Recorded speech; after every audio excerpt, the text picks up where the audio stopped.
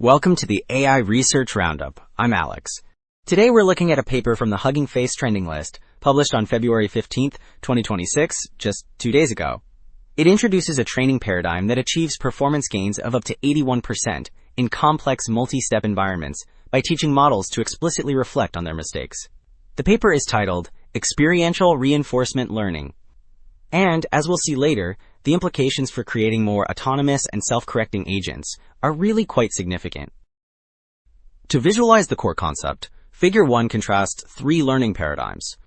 On the far left, supervised fine-tuning just imitates examples, which offers no mechanism to correct mistakes once deployed.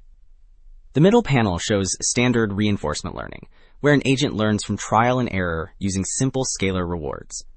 However, the right panel illustrates experiential reinforcement learning, which adds a crucial loop. The model generates a verbal self-reflection on its outcome, then internalizes that reasoning to permanently improve its policy. Alright, Figure 2 illustrates these dynamics using a grid world puzzle. The top panel depicts standard reinforcement learning with verifiable rewards. Here, the agent moves, hits a dead end, and receives no reward. Because the feedback is just a number, the model struggles to understand the cause of failure, leading to a loop of undirected trial and error. In contrast, the bottom panel shows the experiential reinforcement learning method. After the initial failure, the agent generates a self-reflection, explicitly noting insights like, "I guess this block is a wall." This verbal reasoning helps it internalize the rules, leading directly to a corrected, successful path. So Figure 3 lays out the complete architectural pipeline for this method. The top row illustrates the active reinforcement learning phase, split into 3 horizontal steps. It starts on the left with a first attempt, labeled Y1.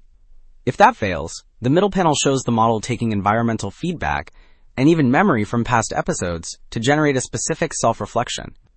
This reflection then guides the second attempt, Y2, on the right. Finally, the bottom path, labeled internalization, closes the loop.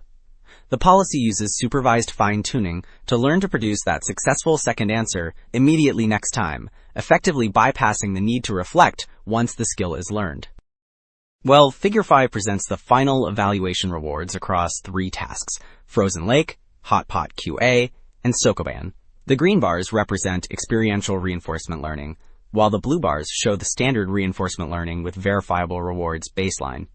The most dramatic result appears on the far right in the Sokoban environment. Here, the QN model, shown in solid colors, jumps from a near zero reward of 0.06 to an impressive 0.87. This massive gain suggests that explicit reflection is essential for tasks requiring long-term planning, whereas the Frozen Lake and Hot Pot QA panels on the left show more moderate improvements. While the previous figure showed the final destination, Figure 4 plots the actual learning curves over time. The top row displays results for the QN34B model and the bottom for OLMO37B, with green lines representing experiential reinforcement learning. You can see these green curves rise much faster than the blue baseline, especially in the Sokoban column on the right. There, the standard method flatlines near zero because it cannot infer the complex rules, while the experiential approach climbs steeply, proving that reflection fundamentally accelerates the learning process. Moving to the details, Table 1 breaks down the final rewards and includes ablation studies to pinpoint exactly which components drive these gains. The first 2 data columns confirm that experiential reinforcement learning consistently beats the standard baseline, labeled RL versus R. But the real insight comes from the last 2 columns. The far right column, labeled ERL without reflection, shows what happens when the model cannot explicitly think through its mistakes.